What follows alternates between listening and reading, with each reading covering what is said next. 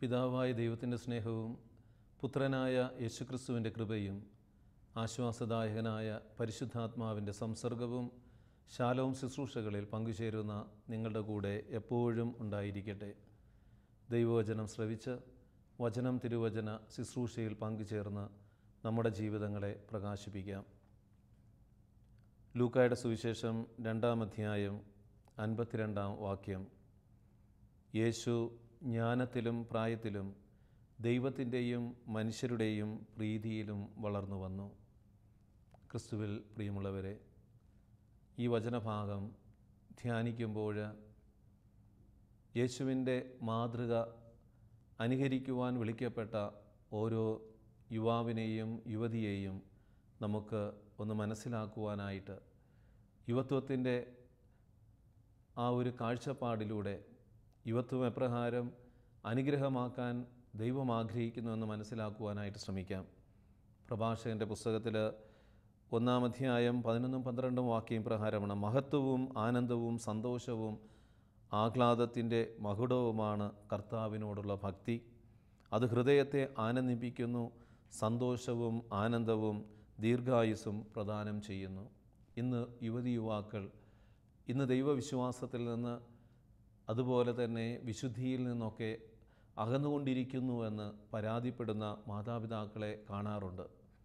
ഏതാനും നാളുകൾക്ക് മുമ്പ് ഒരു +2 പഠിക്കുന്ന മകനെയും കൊണ്ട് അമ്മയും സഹോദരന്മാരും സഹോദരിമാരും വന്നു. അവൻ പ്രാർത്ഥിക്കാനായിട്ട് വളരെ നിർബന്ധിച്ചിട്ടാണ് അവനെ കൊണ്ടുവന്നത് തന്നെ. അമ്മ പരാതിപ്പെട്ടു. അൾത്താര ശുശ്രൂഷകനൊക്കെ ആയിരുന്നു കുഞ്ഞുനാളിൽ. KTS ക്ലാസ്സുകളിലൊക്കെ പഠിക്കാനായിട്ട് പോകും. ഇപ്പോൾ +2 കഴിഞ്ഞ് വരാറാകുകയാണ്. +2-ൽ പഠിക്കാൻ തുടങ്ങിയ നാൾ മുതൽ അവൻ്റെ വിശ്വാസം, അവന് താല്പര്യമില്ല, പള്ളിയിൽ പോകാനായിട്ട് താല്പര്യമില്ല, പഠിക്കാനായിട്ട് ഉള്ള മനോഭാവമില്ല, കൂട്ടുകാരുമായിട്ടുള്ള കൂടുതൽ കറക്കങ്ങളാണ്. അതിനേക്കാളുപരി വീട്ടിലെ കുടുംബ പ്രാർത്ഥനയ്ക്ക് ഇപ്പോൾ വരുന്നില്ല. ഞാൻ അവനെ +2-ന് പഠിക്കുന്ന ആ മകനെ അവൻ്റെ ശരീരത്തെയൊക്കെ ഒന്ന് സൂക്ഷിച്ച് നോക്കിയപ്പോൾ അവൻ്റെ കയ്യിലൊക്കെ ഈ മുട്ടിൻ്റെ ഭാഗത്ത്, കൈമുട്ടിൽ മുഴുവനും ഇടിച്ച് ആ ഒരു ചതഞ്ഞ ഇതാണ് അടയാളം ഇട്ടിരിക്കുക. കരാട്ടയ്ക്കൊക്കെ പോകുമ്പോൾ ഇങ്ങനെ മുഷ്ടി ചുരുട്ടി ഇടിച്ച് കൈയൊക്കെ ഒന്ന് തഴമ്പിച്ചിട്ടിരിക്കുക. അപ്പോൾ അവൻ അതിലൊക്കെയാണ് അഭിമാനിക്കുന്നതെന്ന് എനിക്ക് മനസ്സിലായി. അപ്പോൾ അവൻ ഇങ്ങനെ നെഞ്ചൊക്കെ വിരിച്ച് കൈയൊക്കെ ഒന്ന് മുഷ്ടി ചുരുട്ടി ഇങ്ങനെ നിൽക്കുക. അവനെന്തോ എന്തൊക്കെയോ നേടിയ എന്നുള്ള മനോഭാവത്തോടെ. പ്രിയമുള്ളവരെ, അവൻ്റെ കഴുത്തിൽ ജപമാല പോലുമില്ല. അപ്പോൾ ഞാൻ അവനെ കൊണ്ടുവന്ന അവൻ്റെ അമ്മയോടും സഹോദരങ്ങളോടും പറഞ്ഞു, ഇവൻ ആദ്യം ഒരു കഴുത്തിലൊരു ജപമാല വാങ്ങിച്ചിട്ട് കൊടുക്കുക, അത് കഴിഞ്ഞിട്ട് ഞാനൊന്ന് പ്രാർത്ഥിക്കാം. പ്രിയമുള്ളവരെ, ജപമാല ഇടണമെന്ന് പറഞ്ഞപ്പോൾ അവൻ്റെ മുഖഭാവമൊക്കെ മാറി. അവൻ ഇതിനോടൊന്നും താല്പര്യമില്ല, മറുതലിക്കുന്ന സ്വഭാവം. ദൈവത്തോടും ദൈവിക സംവിധാനങ്ങളോടുമൊക്കെ മറുതലിച്ചു നിൽക്കുന്ന ഒരു അന്ധകാര ശക്തി അവൻ്റെ ഉള്ളിൽ കടന്നുകൂടിയിരിക്കുകയാണ്. യുവത്വത്തിൻ്റെ നാളുകളിൽ ദൈവത്തോട് ഐക്യപ്പെട്ട് ജീവിക്കേണ്ട കാലഘട്ടത്തിൽ അവൻ ദൈവത്തിൽ നിന്ന് അകലാനായിട്ട് തുടങ്ങിയതിൻ്റെ ഒരടയാളമായിരുന്നു എന്ന് എനിക്ക് മനസ്സിലായി. ഞാൻ അവനോട് കുറേ നേരം ഇരുന്ന് സ്നേഹത്തോടെ സംസാരിച്ചു, കാര്യങ്ങളൊക്കെ പറഞ്ഞു. ഈ ആരോഗ്യവും ഇതൊക്കെ ഒരു നിമിഷം കൊണ്ട് തീർന്നു പോകാം. നിൻ്റെ പ്രായത്തിൽ എത്രയോ പേരിന്ന് തളർന്നു കിടക്കുന്നുണ്ട്. ഈ ആരോഗ്യമൊക്കെ ദൈവത്തിൻ്റെ ദാനമാണ്.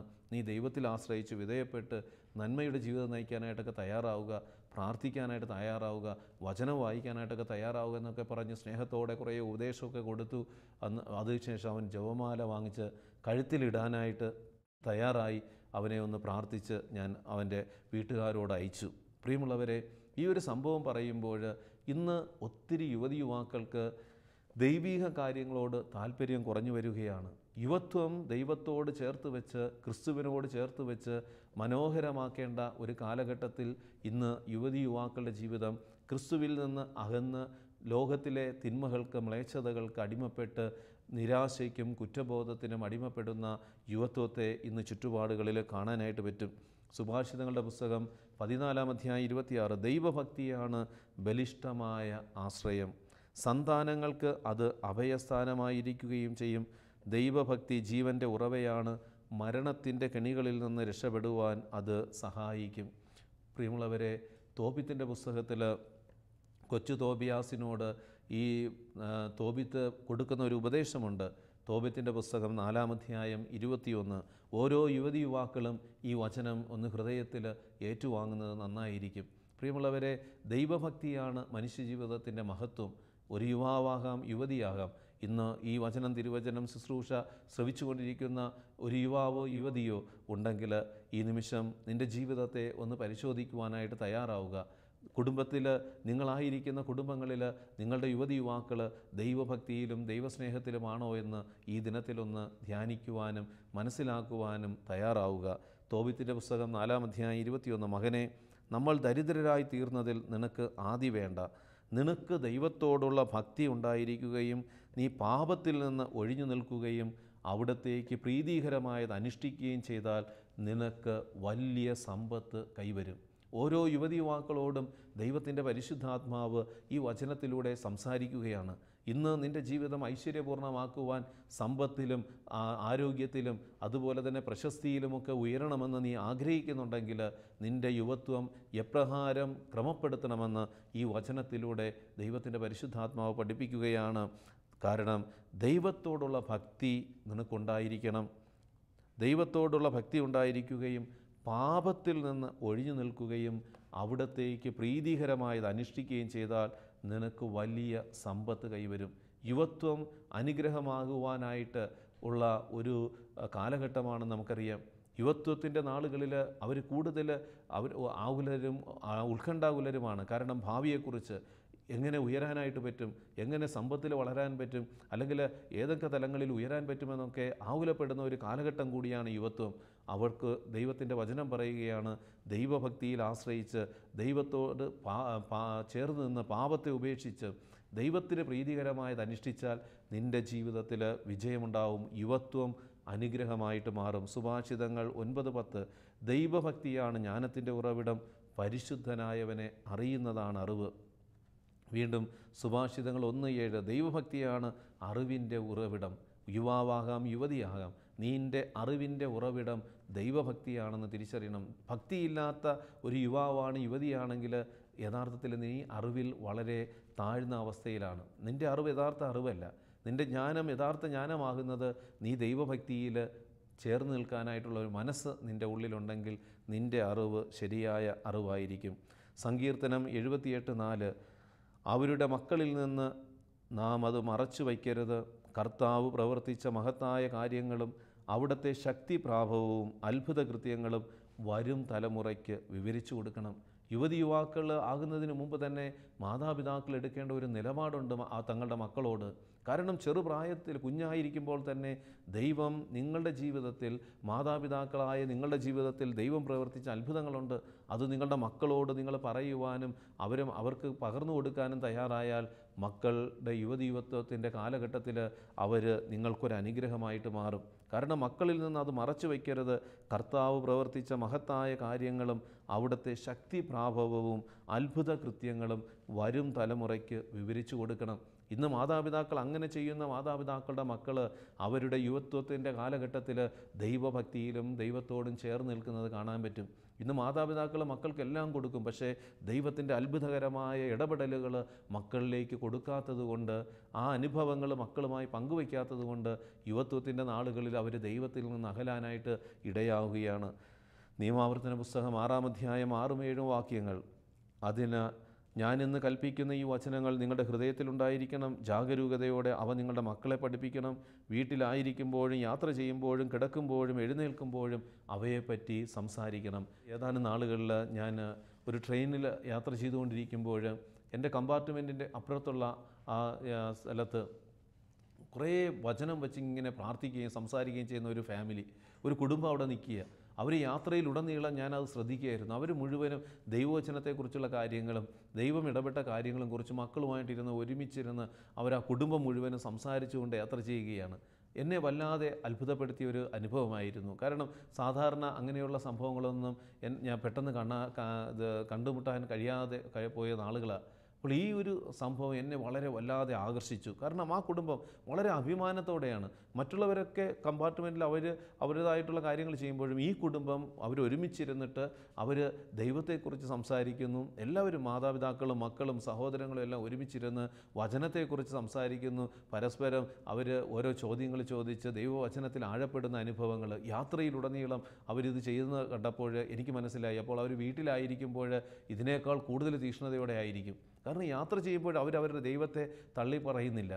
പ്രിയമുള്ളവരെ, ഈ നല്ല മാതൃക നമ്മുടെ ജീവിതത്തിൽ അനുകരിക്കുകയാണെങ്കിൽ നമ്മുടെ മക്കൾ വിശ്വാസത്തിൽ ആഴപ്പെടും. യുവതിയുവാക്കൾക്ക് പരാജയം സംഭവിക്കാൻ കാരണം അവർക്ക് ദൈവാനുഭവവും ദൈവവചനവും മാതാപിതാക്കൾ കൊടുക്കാൻ മടിക്കുന്നത് കൊണ്ടാണ് യുവതിയുവാക്കളുടെ കാലഘട്ടം അവരെത്തുമ്പോൾ അവരുടെ ജീവിതത്തിൽ പരാജയങ്ങൾ സംഭവിക്കുന്നത്. ഹെബ്രായർ 2:1 നാം കേട്ടിട്ടുള്ള കാര്യങ്ങളിൽ നിന്ന് അകന്നു പോകാതിരിക്കുവാൻ അവയിൽ കൂടുതൽ ശ്രദ്ധ ആവശ്യമാണ്. കേട്ടിട്ടുള്ള കാര്യങ്ങൾ അതിൽ നിന്ന് അകന്നു പോകാതിരിക്കുവാൻ അവയിൽ കൂടുതൽ ശ്രദ്ധ ആവശ്യമാണ്. ചെറുപ്രായത്തിൽ നിങ്ങൾ കൊടുക്കുന്ന കാര്യങ്ങൾ കേട്ട് വളരുമ്പോൾ അത് അവരിൽ നിന്ന് കടന്നു പോകാത്ത വിധം കൂടെ ഒന്ന് ആവർത്തിച്ച് ദൈവത്തിൻ്റെ ഇടപെടലുകളൊന്ന് നിരന്തരം പറഞ്ഞുകൊണ്ടിരിക്കാനായിട്ട് സാധിക്കണം. ജെറമ്യാ പ്രവാചകൻ്റെ പുസ്തകം 2:32 യുവതി തൻ്റെ ആഭരണങ്ങളോ മണവാട്ടി തൻ്റെ വിവാഹ വസ്ത്രങ്ങളോ മറക്കാറുണ്ടോ? എന്നാൽ എണ്ണമറ്റ ദിനങ്ങളായി എൻ്റെ ജനം എന്നെ മറന്നിരിക്കുന്നു. പ്രിയപ്പെട്ട യുവാവേ, യുവതി, ഈ വചനം കർത്താവ് നിന്നെ നോക്കി പറയുവാൻ നിൻ്റെ ജീവിതം കാരണമായിട്ടുണ്ടോ? നിൻ്റെ ജീവിതത്തിൽ നീ പലതും ഇന്ന് ശ്രദ്ധിക്കുന്നുണ്ട്, മറക്കാതെ കൊണ്ടു നടക്കുന്നുണ്ട്. നീ നിൻ്റെ ദൈവത്തെ മറന്നിട്ടുണ്ടോ?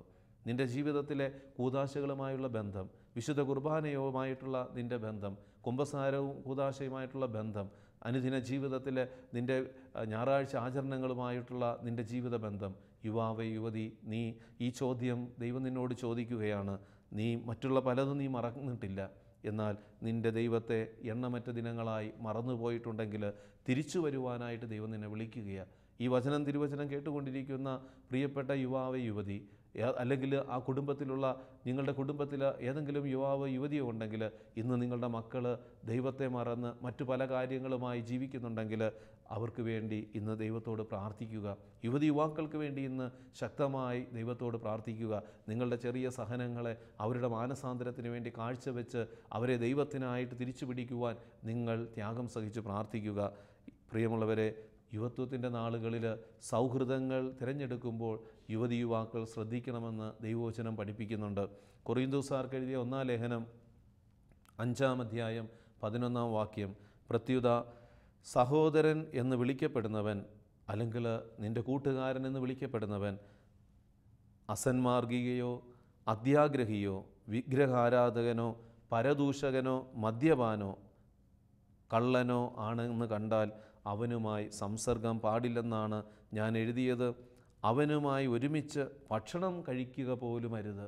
ദൈവം പറയുകയാണ്, പ്രിയപ്പെട്ട യുവാവേ, യുവതി, നിൻ്റെ ജീവിതത്തിൽ നീ സൗഹൃദങ്ങൾ തിരഞ്ഞെടുക്കുമ്പോൾ നീ ഈ വചനം നിൻ്റെ ജീവിതത്തിൽ ഉണ്ടായിരിക്കണം.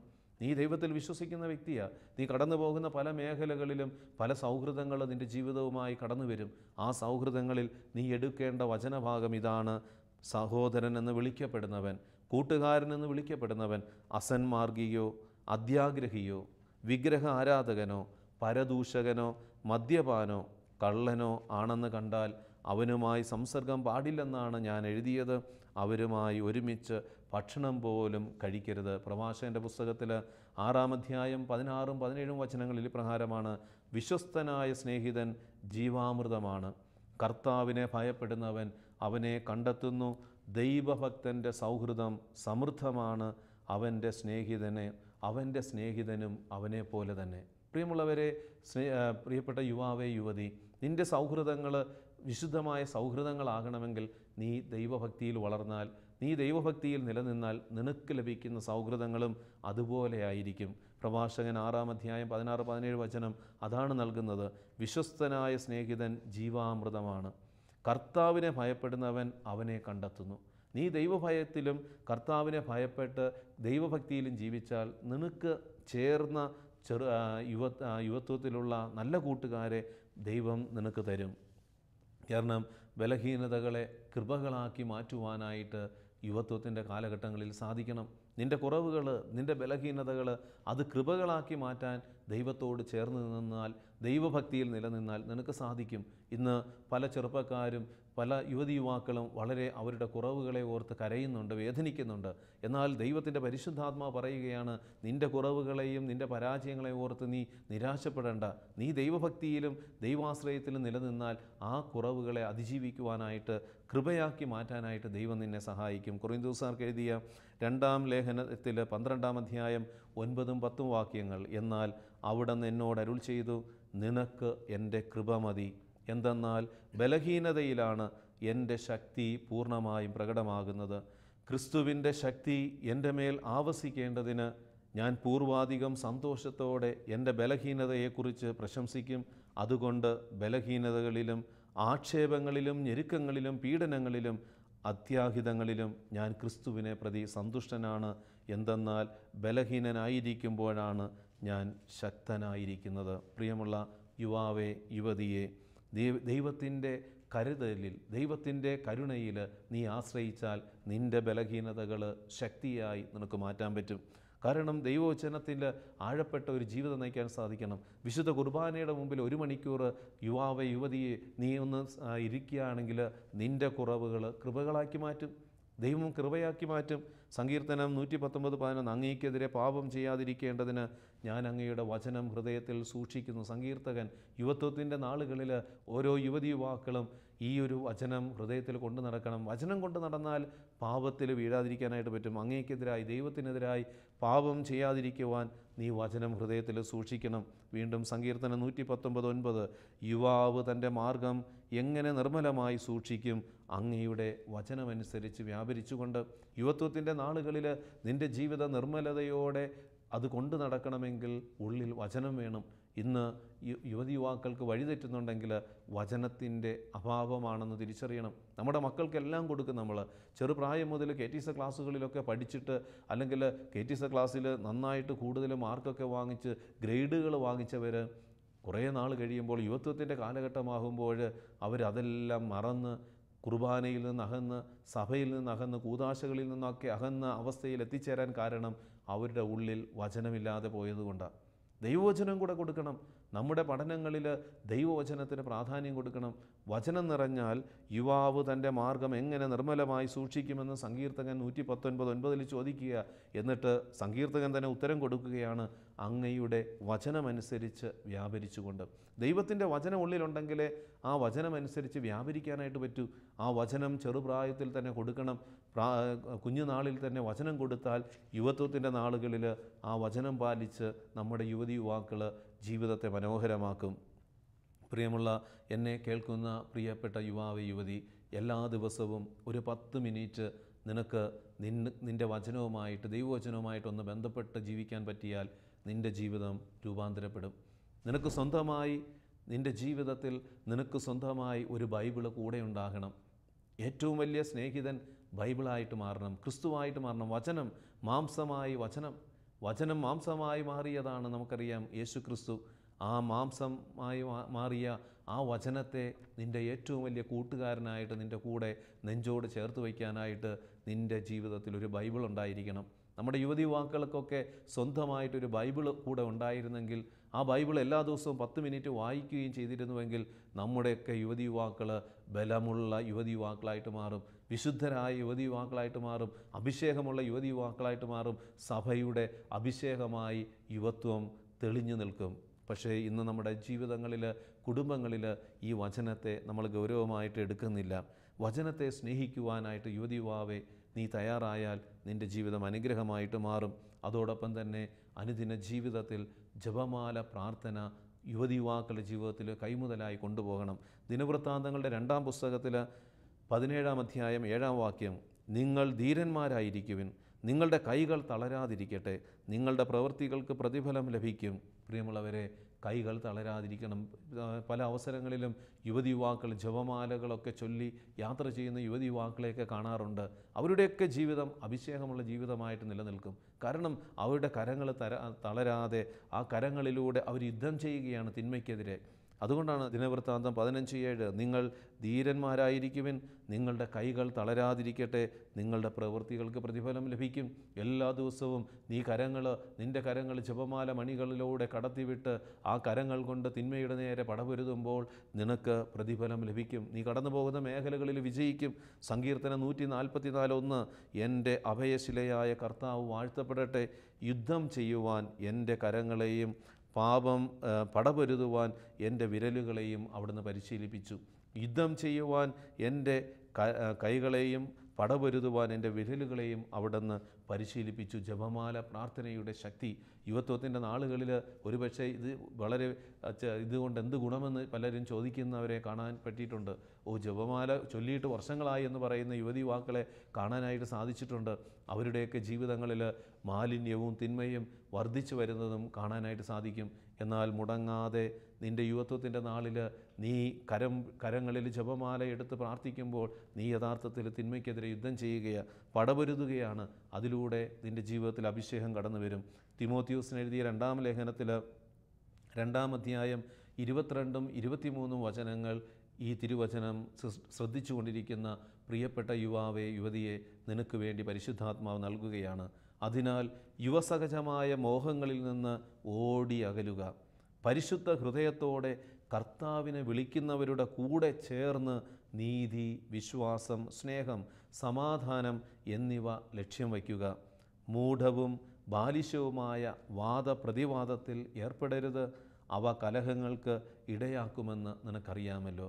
ഓരോ യുവതി യുവാക്കളും ശ്രദ്ധിക്കേണ്ട ഒരു വചനഭാഗമാണ് പൗലോസ്ലീഹ തിമോത്തിയോസിന് എഴുതിയ 2-ാം ലേഖനത്തിൽ 2-ാം അധ്യായം 22 23 വാക്യങ്ങളിലൂടെ നമ്മളെ ഓർമ്മിപ്പിക്കുന്നത്. കാരണം യുവസഹജമായ മോഹങ്ങളിൽ നിന്ന് നീ ഓടി അകലണം. പരിശുദ്ധമായ ഹൃദയത്തോടെ കർത്താവിനെ വിളിക്കുന്നവരുടെ കൂടെ ചേർന്ന് നിന്നുകൊണ്ട് നീതി, വിശ്വാസം, സ്നേഹം, സമാധാനം എന്നിവയിൽ ലക്ഷ്യം വയ്ക്കുക. മൂഢവും ബാലിശവുമായ വാദപ്രതിവാദത്തിൽ നീ ഏർപ്പെടരുത്. അവ കലഹങ്ങൾക്കിടയാക്കുമെന്ന് നിനക്കറിയാമല്ലോ. പലപ്പോഴും ഇന്ന് ചെറിയ കാര്യങ്ങൾക്ക് വേണ്ടി വാദപ്രതിവാദങ്ങളിൽ ഇടപെട്ട് വിശ്വാസത്തെക്കുറിച്ചുള്ള വാദപ്രതിവാദങ്ങളിൽ യുവതിയെ നീ ചെന്ന് വീഴരുത്. കാരണം അത് പിശാചിൻ്റെ കുടില തന്ത്രമാണ്. നിൻ്റെ വിശ്വാസത്തെ തകർക്കുവാൻ അവൻ തെറ്റായ വാദപ്രതിവാദങ്ങളിൽ നിന്നെ കൊണ്ടെത്തിക്കും. മറ്റുള്ളവരെ ഒരുപക്ഷെ വാദപ്രതിവാദത്തിന് വേണ്ടി വന്നാലും നീ അവരുമായിട്ട് മറുതലിക്കാനോ വാദപ്രതിവാദത്തിനോ ഇടയാകരുത്. നിൻ്റെ വിശ്വാസം ശ്രേഷ്ഠമായി കരുതി ആ വാദപ്രതിവാദങ്ങളിൽ നിന്ന് മാറി നിന്ന് വചനത്തെ ആശ്രയിച്ച് ജീവിച്ചാൽ നിനക്ക് വഴിതെറ്റുകയില്ല. വീണ്ടും ഇന്ന് യുവത്വത്തിൻ്റെ നാളുകളിൽ കാരണം ഒഴിവാക്കാനാവാത്തതാണ് ഇന്നത്തെ നമ്മൾ ഉപയോഗിക്കുന്ന ഫേസ്ബുക്കും വാട്സപ്പും ഇൻ്റർനെറ്റുമൊക്കെ. ഇവിടെയൊക്കെ വിവേകത്തോടെ ആരോഗ്യപരമായ മനോഭാവത്തോടു കൂടി അതിനെ ഉപയോഗിക്കുവാൻ കൂടി നമുക്ക് സാധിക്കണം. യുവത്വത്തിൻ്റെ നാളുകളിൽ നീ ഇതൊക്കെ ഉപയോഗിക്കുമ്പോൾ ദൈവമഹത്വത്തിനും സഹോദരങ്ങളുടെ നന്മയ്ക്കും വേണ്ടി മാത്രമേ ഉപയോഗിക്കാവൂ. അതിന് വിരുദ്ധമായി വരുന്നതൊക്കെ പിശാചിൻ്റേതാണെന്ന് തിരിച്ചറിഞ്ഞ് അതിനെ തള്ളി മാറ്റാനായിട്ട് കഴിയണം. ഈ ദിനത്തിൽ പ്രിയപ്പെട്ട സഹോദര സഹോദരി, നീ ഒരു യുവാവോ യുവതിയോ ആണെങ്കിൽ ഈ വചനത്തിലൂടെ ദൈവം നൽകിയ ചിന്തകൾക്ക് ചേർന്ന വിധം നിൻ്റെ ജീവിതത്തെ ക്രമപ്പെടുത്തുക. ഈ വചന ശുശ്രൂഷ ശ്രവിച്ചുകൊണ്ടിരിക്കുന്ന പ്രിയപ്പെട്ട സഹോദര സഹോദരി, നമ്മുടെ യുവതി യുവാക്കൾക്ക് വേണ്ടി പ്രാർത്ഥിക്കാം. പ്രിയപ്പെട്ട മാതാപിതാക്കളെ, നിങ്ങളുടെ കുടുംബ ബന്ധങ്ങളിൽ മക്കളുണ്ടെങ്കിൽ അവർ നാളെ ഒരു യുവതിയായി മാറുവാൻ സാധ്യതയുണ്ടെന്ന് തിരിച്ചറിഞ്ഞ് ഈ ചെറുപ്രായത്തിൽ തന്നെ ദൈവവചനത്തിൽ അവരെ വളർത്തുക. ദൈവത്തോടുള്ള സ്നേഹത്തിൽ ആഴപ്പെടുവാൻ ദൈവം പ്രവർത്തിച്ച അത്ഭുതകരമായ ഇടപെടലുകൾ നിങ്ങളുടെ മക്കൾക്ക് നിങ്ങൾ പങ്കുവയ്ക്കുക. ഒരു നിമിഷം നമുക്ക് കരങ്ങൾ കൂപ്പിപ്പിടിച്ച് ദൈവത്തോട് പ്രാർത്ഥിക്കാം. കാരുണ്യവാനായ ദൈവമേ, ഈ ദിനത്തിൽ ഞങ്ങളുടെ എല്ലാ യുവതി യുവാക്കളെയും നിൻ്റെ കരങ്ങളിലേക്ക് സമർപ്പിക്കുന്നു. നസ്രത്തിലെ ഈശോ ജ്ഞാനത്തിലും പ്രായത്തിലും ദൈവത്തിൻ്റെയും മനുഷ്യരുടെയും പ്രീതിയിൽ വളർന്ന് തൻ്റെ യുവത്വത്തിൽ അനുഗ്രഹമായി ലോകത്തിൻ്റെ മുമ്പിൽ മാതൃക നൽകിയതുപോലെ ഞങ്ങളുടെ യുവതി യുവാക്കൾ ദൈവീക ജ്ഞാനത്തിൽ വളരുവാനും വചനത്തോട് ഐക്യപ്പെട്ട് ഹൃദയത്തിൽ ദൈവവചനം നിറച്ചു വച്ചുകൊണ്ട് ജീവിതത്തെ പ്രകാശിപ്പിക്കുവാൻ ഓരോ യുവതി യുവാക്കളെയും അനുഗ്രഹിക്കണമേ. ദൈവഭക്തിയിൽ ആഴപ്പെടുവാൻ, ദൈവഭക്തിയിൽ വളരുവാൻ, അതിലഭിമാനിക്കുവാൻ യുവതി യുവാക്കൾക്ക് പരിശുദ്ധാത്മാവിൻ്റെ നിറവ് നൽകണമേ. നിത്യം പിതാവും പുത്രനും പരിശുദ്ധാത്മാവുമായ സർവേശ്വര എന്നേക്കും ആമേൻ.